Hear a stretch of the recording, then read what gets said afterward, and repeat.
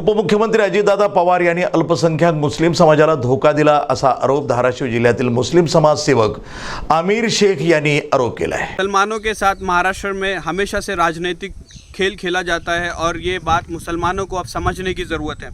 जिस तरीके से सारी सेक्युलर पार्टी जो है विश्वास में बढ़ावा लेते हैं, विश्वास के वादे करते हैं, लेकिन वो वादे पूरे नहीं किए जाते। अगर 2023 में हम देखें टोटल 118 हेट स्पीच मुसलमानों के ख़िलाफ़ दी गई है, लेकिन ये सारे सेक्युलर पार्टियां इस पर कुछ नहीं कहती। हाल ही में लोकसभा चुनाव में जो है हमारे उप मुख्यमंत्री अजित पवार इन्होंने विश्वास मेड़ावा अल्पसंख्यक विश्वास मेड़ावा लिया था और बहुत सारे वादे और आश्वासन भी किए गए थे जो कि पूरे नहीं हुए।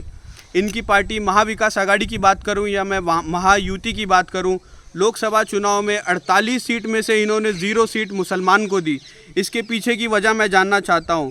जो सेकंड आबादी है, पॉपुलेशन 2011 सेंसेक्स के हिसाब से 12% पॉपुलेशन मुसलमानों का है, लेकिन उन्हें लोकसभा इलेक्शन में 0 सीट दी जाती है। हाल ही में विधान परिषद के 11 सीटों पर जो है इलेक्शन हुआ और उसमें 0 सीट दी गई है। टाइम्स ऑफ इंडिया ने अपने आर्टिकल में लिखा, जो कि 10 जुलाई 2024 को उन्होंने आर्टिकल छापा है, in the history of there is no Muslim legislator in MLC।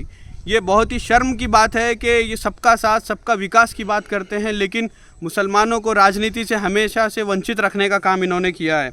और इनकी सहयोगी पार्टी जो है BJP, वो तेलंगाना इलेक्शन में कहते हैं कि हम मुसलमानों के आरक्षण को रद्द करेंगे क्योंकि ये अवैध है।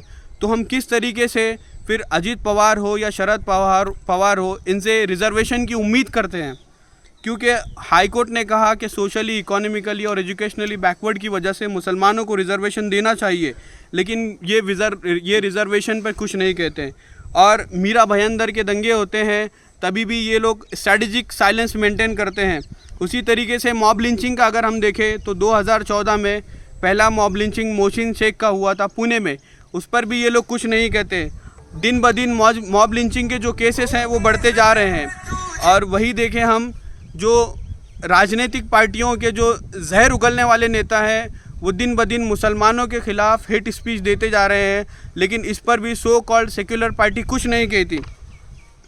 इनकी जो सहयोगी पार्टी है वो वक्फ बोर्ड को ख़त्म करने की बात करती है और दूसरी तरफ हमें अल्पसंख्यक आश्वासन दिया जा रहा है। BJP जो है हमेशा से मुस्लिम एक्सक्लूजन राजनीति करती हुई आई है। उसी तरीके से मैं पूछना चाहूँगा, महाविकास आघाड़ी क्या ये भी मुस्लिम एक्सक्लूजन राजनीति चाहती है?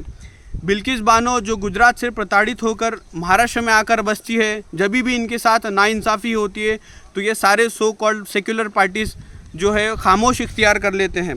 हाल ही में प्रकाश महाजन ने कहा कि लाड़की बहन योजना से मुसलमानों को बाहर रखना चाहिए क्योंकि इनका पॉपुलेशन बहुत ज़्यादा है।